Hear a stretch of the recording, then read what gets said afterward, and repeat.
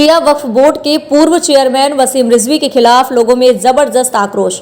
आइए हम दिखाते हैं आपको कि वसीम रिजवी ने क्या कहा कुरान के बारे में। वसीम रिजवी ने कुरान की 26 आयतों को हटाने के लिए सुप्रीम कोर्ट में अर्जी दी है। उन्होंने कहा है कि इन आयतों को मुसलमानों के खिलाफ हजरत अबू बकर, हजरत उमर, हजरत उस्मान गिनी, जो कि मुसलमानों के बीच बहुत मकबूल हैं, उनके बारे में वसीम ने कोर्ट में कहा है कि इन्होंने कुरान में बदलाव किया।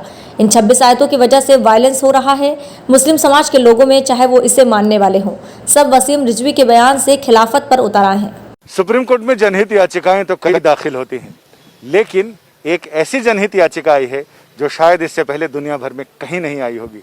वो है कुरान की 26 आयतों को रिमूव करने की याचिका। और हम बात कर रहे हैं, याचिकाकर्ता हमारे साथ हैं सैयद वसीम रिजवी। वसीम साहब, ये कौन सी 26 आयतें हैं जिसको आपने रिमूव करने की अर्जी लगाई है सुप्रीम कोर्ट में? दोहार देखिए, प्रॉफिट मोहम्मद के बाद पहले खलीफा अबू बकर, दूसरे खलीफा उमर और तीसरे खलीफा उस्मान द्वारा कुरान को कलेक्ट करके और उसको जारी किया गया एक किताबी शक्ल में। कुरान के अंदर कुछ आयतें ऐसी हैं जो आतंक को बढ़ावा देती हैं, वायलेंस टीचिंग हम कहें उसको एक तरह से, वो कुरान के अंदर इस तरह की बातें हैं और बहुत अच्छी बातें भी हैं जो इंसानियत के लिए हैं। तो अल्लाह के मैसेज दो तरह के नहीं हो सकते। तो ये तीन जो खलीफा थे, इन्होंने ताकत का इस्तेमाल करते हुए कुरान के अंदर अमेंडमेंट करके इस तरह की आयतों को डालकर कुरान शरीफ को दुनिया के लिए जारी किया और उसी का सहारा लेकर पूरी दुनिया में आगे बढ़े हैं ताकत के दम पर इस्लाम को फैलाने के लिए। कोई भी धर्म मोहब्बत से फैलाया जा सकता है, ताकत के दम पर नहीं फैलाया जा सकता। और इस वजह से आज इस्लाम को फैलाने के लिए जो कुरान के अंदर अमेंडमेंट किए गए थे, जो इस तरह के मैसेजेस डाले गए थे, जो वायलेंस को बढ़ा रहे थे, जो जुल्म व ज़्यादती कर रहे थे, आज उसका फ़ायदा आतंकवादी उठा रहे हैं। मदरसों के ज़रिए आम मुसलमानों के बच्चे उसको पढ़ रहे हैं और उनका जहन जो है वो कट्टरपंथ की तरफ बढ़ रहा है। तो ये बहुत नुकसानदेह, बहुत सी ऐसी बातें हैं जो हमने अपनी पहल में लिखी हैं, लेकिन क्योंकि अभी हमने PIL दाखिल की है, कोर्ट में पेंडिंग है, वो बातें हम खुलकर नहीं बता सकते। लेकिन हमें उम्मीद है कि ये चीज़ें कोर्ट को इसमें इंटरफेरेंस करना चाहिए। हमारी देश की सुरक्षा से जुड़ा मामला है। इन 26 आयतें जो वायलेंस की टीचिंग है इस्लाम के अंदर, जो पूरी दुनिया में आतंक का सबब बनी हुई हैं, इनको कुरान से रिमूव होना चाहिए।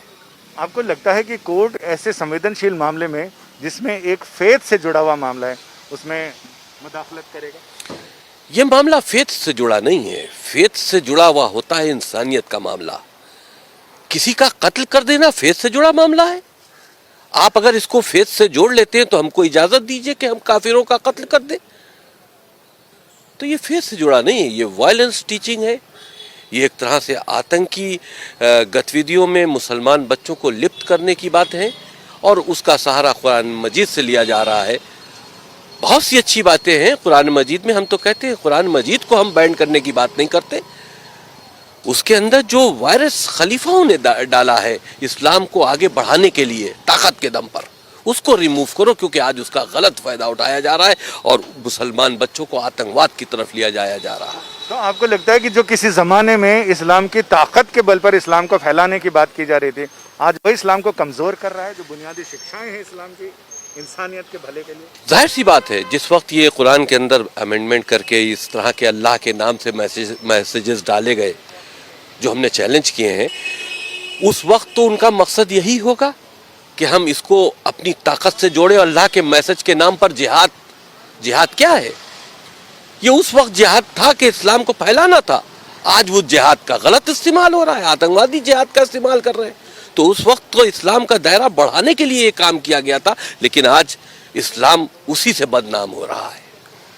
हमारे साथ सुधाकर द्विवेदी जी हैं, जिन्होंने ये सारी पिटीशन ड्राफ्ट भी की है और इसके बारे में इनके तकनीकी पहलुओं पे बात करते हैं कि इसमें आपने इसको संवैधानिक की जो मूल भावना है जिसमें देश के खिलाफ हमला या देश पर हमला, देश की संप्रभुता, एकता और अखंडता पर, उसके साथ आपने देखिए, जो हमारा संविधान है वो प्रत्येक नागरिक को जो है प्रोटेक्शन देता है।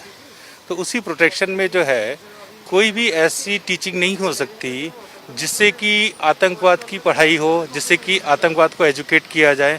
तो ऐसे किसी भी धर्म में, ऐसा नहीं कि केवल मुस्लिम धर्म में, किसी भी धर्म में इस तरीके की कोई भी टीचिंग हो तो उसको चैलेंज किया जा सकता है। और हमारा संविधान इस चीज़ का अधिकार देता है कि अगर देश के खिलाफ कोई प्रॉक्सी वॉर के लिए कोई टीचिंग हो रही हो, चाहे वो स्कूल एजुकेशन हो या किसी भी तरीके की एजुकेशन में हो, तो उसको रिमूव करने का हमारा राइट है। और दूसरा है कि इस्लामिक आतंकवाद इसमें सबसे ज़्यादा आगे जो है रहा है शुरू से पूरे विश्व में, और उसका सबसे ज़्यादा भुक्तभोगी जो है वो हिंदुस्तान रहा है।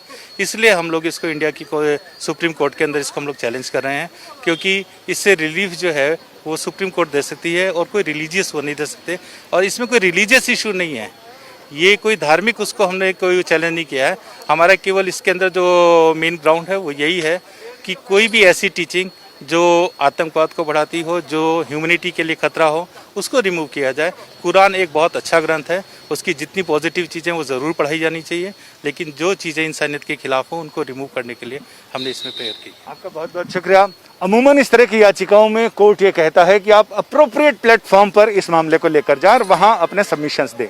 इसी को देखते हुए याचिकाकर्ता ने पहले ही देश के 57 ऐसे रजिस्टर्ड इस्लामिक संगठनों को इस याचिका की प्रति भेजी और उनसे ये कहा कि आपका जवाब इन 26 आयतों पर क्या है, जवाब अभी तक मिला नहीं है, लिहाजा